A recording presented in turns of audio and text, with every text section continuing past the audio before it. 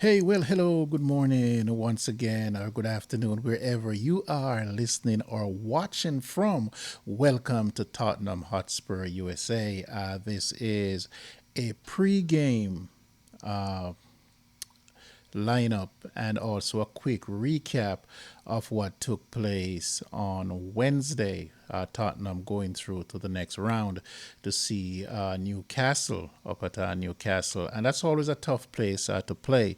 But if you want to win, if you're going to win, if you must, you don't worry about the opposition. You go and you take care of that. Once you get to this round, however, you're going to have stiff competition unless you have a few Cinderella teams coming through from the lower division. And so you have to expect that you're going to see Premier League quality teams in the round of 16. And so it was a good display. We broke their spirit somewhat in the first half. We could have gone for more. And, coming back out in the second half, I think we weren't as good as Frank pointed out. And so it could have been a little bit airy since we scored late in overtime or extra time, that is not overtime, extra time, our injured time, whatever description fits the time that was spent after the 90. We can say that with Brennan Johnson notching that goal. Great pass, great vision from Bergvall, and to see the counter, that was afforded to him by a one-man counter, two-man counter, by the way, with a streak in Johnson. And that's one of the things that I talk about when it comes on to a player that in most people on most people radar is absolutely not rated. I'm not saying that he should be, because he can be absolutely pants when it comes to his work ethics. I think he does the most important thing and nothing else. He can score goals. And so if you have him going through your middle, sometimes with the striker, you can pose a lot of problems for teams who are wanting to double up or bring in the fullback inside, or dropping down with the holding midfielder to create that shield around the striker. And so Brennan Johnson do upset that, but unfortunately he's not that good on the left, and so Kudos have the right covered. So he's a victim of that. Brian Kudos, who's a far better player, and we can appreciate that. And what I wanted to see from Bergvall is that once in a while, or more often, you want to see that kind of pass coming out of him, which will tell you, because he is in an attacking position. He will always play as a number 10 or the number 8, and that's where your creativity is supposed to come from. When you are doing that as a number 10 and the number 8, it puts less pressure on the number 6 to come up in the offense. The number 6 will know his responsibilities is to stay there in front the back four and protect it, and you can go do your thing and he can cover for you. And so the game in itself was exposes a few things to us. One, in continuation, that Odebert is not as bad, although again we have to take that with the opposition that he went up against. Tell is still trying to find his way. If he could just get a little nicking to bring his confidence, but no doubt in my mind that both players are going to help from the bench. Hopefully, Odebert really grabbed the jersey, and so when Moani comes back, he's not going to make it easy for Moani to go out on that left hand side. I see Moani more so as a winger, not as a winger, but as a striker. And that is where Solanke will play a part, obviously, when he's healthy. How do we now split the minutes with a healthy Solanke and Moani? Moani up to speed is a very, very good player, especially it reminds me somewhat of Kulusevski, who will start like a house on fire and then fade it out as the season goes on. But if we can get the production out of Moani coming off the bench, or even starting ahead of Richarlison, Tell, and Solanke, and we get the best of him, then it would have been a great signing. And so I'm looking forward to him getting healthy. Unfortunately, as Frank said he was injured in practice.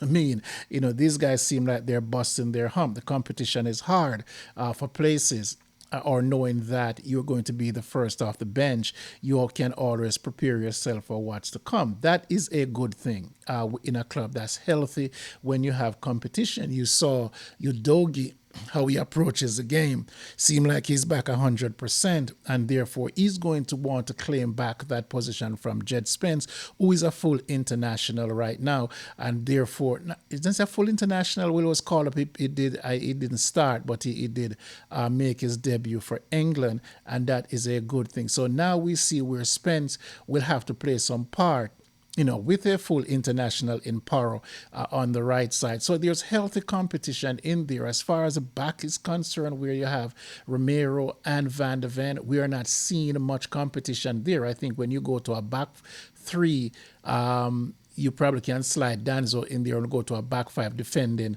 the lead or a lead, or depending on the team that we're playing, you can always go to that back five with that three central defense in there. Dragushin should be back. He was out practicing with the regular team, which is a good thing. So some of the injuries are coming back. We know Madison is out long term and Kulashevsky is out long term. Taki, however you pronounce the name, he too, South Korean, will be back. Is he South Korean or is he Japanese? I'm not 100% sure, but whatever he is, he should be coming back. I think the South Korean is the kid Yang, who is out on loan, and so the team is looking, good in terms of Frank having, a few selection problems, in terms of maybe it's not a selection problem from the inside, but from the outside, you can see if Palinia is playing that well, and you want to have Bergval in that rotation in the middle, is whether or not he's going to go with a Benton Kerr and a Palinia, which would have had a lot of strength. It had a lot of strength in there, but what he'll do, he'll take away the creativity of Bergval pushing forward. Of course, Benton Kerr can be box to box, but I still don't trust Benton Kerr anywhere into any position to actually hold the position firmly for himself. Good player, slick player, put the mileage in terms of the running and everything in, and so you will get that from him. We don't have to worry now about the additions of Bissouma, coming back or anything like that. So the position itself is down to the numbers. With Gray, you see a little glimpse of what he can do. Of course, he's supposed to be a number 6, but he moves around a lot, and I don't mind that if you're picking the pockets, of spaces to go into, then that's fine. Or a pocket of spaces to go into, then you don't mind him moving, but you want to make sure that you have an anchor as a number 6, the way Palinia is an anchor at the number 6 position, also a good option on set pieces. You can see that he does get in the box on the set pieces, and he's a lethal finisher. So you want to see those things from your midfield. Now we saw Javis Simmons coming on in the game against Brighton, and he was just tremendous. He took the ball and he carried the ball, and now you can see once he get into that familiar position of going into the middle, now he knows that he have two burners on his left side. In Udogi coming up and Odegaard, from there. So I think the left side, for what it is, I haven't signed a true blue winger. I think right now we're getting to the point where we can feel comfortable, and I think we're going to talk about we could have done better. We all know that, but I'm not going to spend my time relitigating what happened and did not happen. Okay, so what we have to do is understand that this is what a good manager does. You find time inside to or in-house to solve the problem that you do have. And so right now we want to take a look pretty much at how we're going to line up, how we should line up with the upcoming game against Wolves. I did make mention, however, of I didn't. But Kinski, I think, did well. And so when you're thinking about the goalkeeper position and see the weaknesses of Vicario, and I'm going to admit, as a former goalkeeper, the first goal against with Domchester, right? That's a ball that as a goalkeeper you're supposed to go out there and catch that ball. I know that we tend to look at a goalkeeper in terms of being a backstopper, and so I see a lot of that wherein the goalkeeper is not catching the ball. And I'm telling you that in my days, even without gloves, I would have gone up and take that ball out the air. The goalkeeper left with all intention to punch the ball. And we see a lot of that in all our goalkeepers, is that they want to punch the ball, especially in your 6 yard box coming at you at a reasonable height. Once you out jump that defender, you can go and clutch that ball. I don't care, the level of football that you're playing. And I think that comes down to coaching. I absolutely believe that. And so what you're seeing, you saw that against Arsenal. I think, who was Arsenal playing? I don't remember. But you look at Zuberman, the goal, and that was because the goalkeeper, it was punching it out. The defenders don't head the ball out of danger anymore. They just get their heads on the ball and it goes anywhere it wants to go. And so all of that is just today's coaching as far as I'm concerned. If we want to take a look at the starting 11, indulge with me a little bit. I have a few changes that I would have made, and that is just based on how we played in midweek. And so I'm going to start to look at the 11 and see where we go from there. And so the starting 11, I'm going to give another shot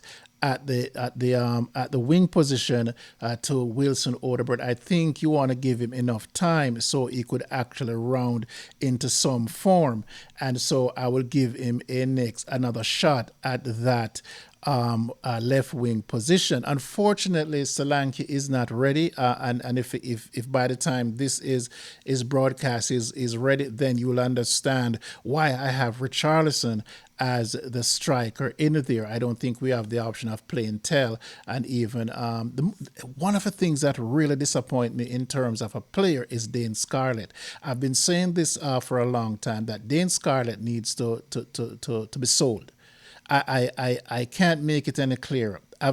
He has gone out on enough loan, and if we're in a crisis right now, we have Tell and we have Richarlison, who is not pulling their weight as striker, and he's the should be our blue chip striker, and he cannot make it into the squad itself on a Premier League day.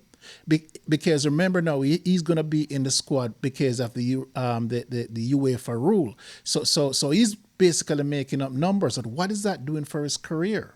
I don't see long term. So in January, we need to just ship him out.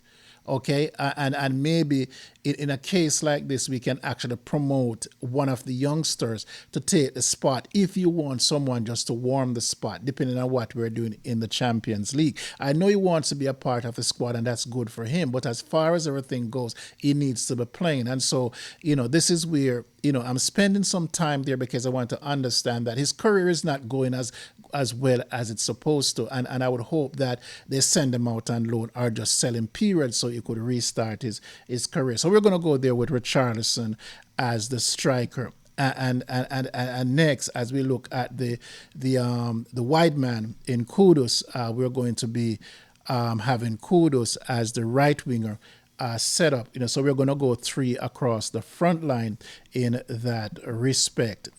And here is where I'm going to anchor for a bit. I like what I saw with Javis Simons, and I've said before that Odobert and Simons, for the left side was a good thing. You get a chance to see Simons actually controlling the left side when he played there, but he wasn't playing there as a true winger with pace to go down there. So now that he's shifted inside and Odegaard is out there, then you could just now see that Javis Simons is a true blue number 10, and that's where he was signed to play. Obviously, Madison is out, and so there would have been a platoon of some sort there. Maybe Bergvall would have been the one who would have been the odd man out, but in this case, I will go with Javis Simons at the number 10 spot. And next is Rodrigo Bentancur. I am definitely going with this on a hunch that because he was rested and Palinia went the full 90, that we're going to rest Bentancur.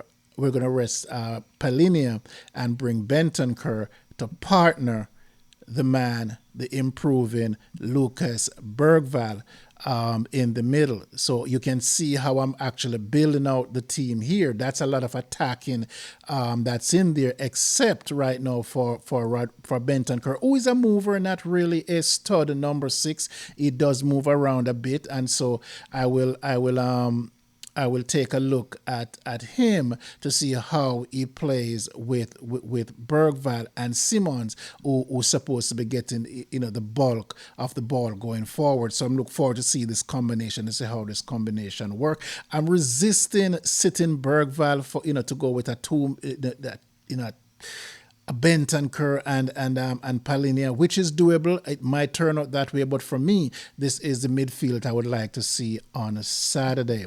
And of course, we saw improvement. We see a healthy Destiny Udogie coming in to the fold, and he was tremendous in when he came on against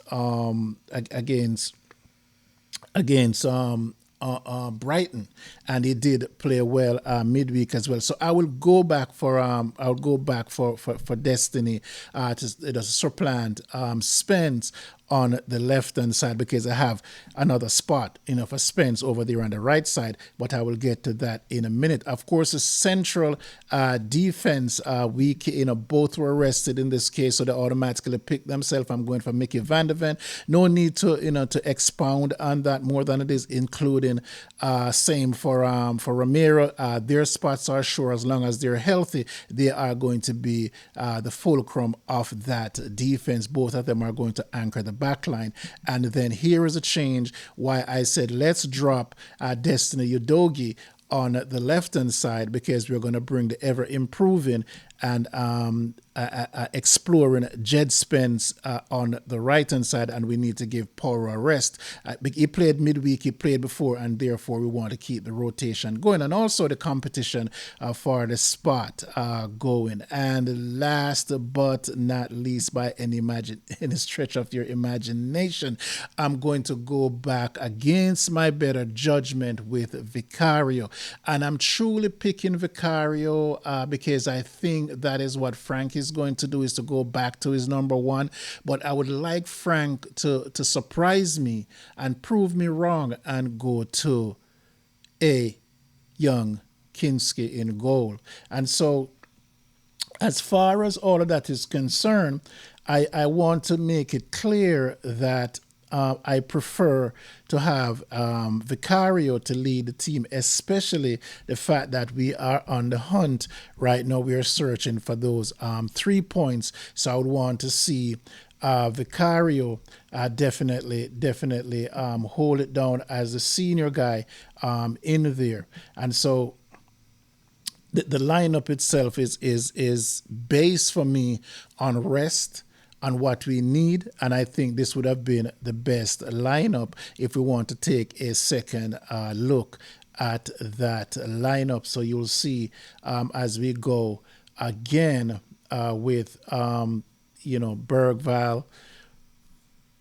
and Palinia being out in the midfield as we load up the lineup, so you could see exactly what I am talking about with the lineup that I prefer to have. Let's just populate this slide, and I will continue to dissect the reason why I pick this 11 if you miss any part of the reason that was given. I really and truly think that Odegaard should be getting the opportunity to play more than one game, more than 2 games.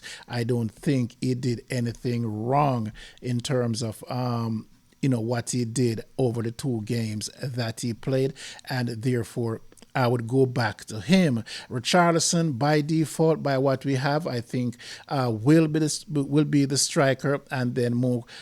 Kudos obviously will be out there on the right hand side. Javi Simmons, I haven't seen what he can do from the Brighton game. I'll bring him back. Rodrigo Benton Kerr will come in, giving Palini a rest alongside my rampage. And Bergvall, who I'm liking, I love that pass. I love to see that. I criticize him enough for not making that pass, making too many lateral pass, no, not much vertical.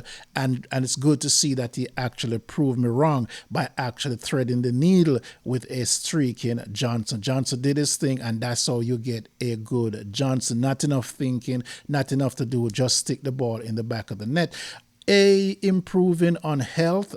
Destiny Udogie gets the fullback position on the left hand side, and we're going to move Spence over to the right hand side to allow Porro to get some rest. Of course, we're anchored by the captain, Romero, and Van de Ven in the middle. And here again, against my better judgment, I'm going to go with Vicario instead of Kinski. And this is one of them that I'm going to leave out there. I will not be surprised if Frank pull a Kinski out of his bag. I definitely will, applaud that. And so there is a lineup that I think, will serve us against Wolves on Saturday. It's a 3 p.m. start, and I definitely will be there. And hopefully that's 3 points that we're talking about come Saturday. So that's it for me. I'm the Rude Boy DJ Paul. I want to drop that Rude Boy. I want to drop that Rude Boy so much, but I'm fighting with it. I'm fighting with it because I still DJ, and I still use it as part of my cadence, in my introduction and in between.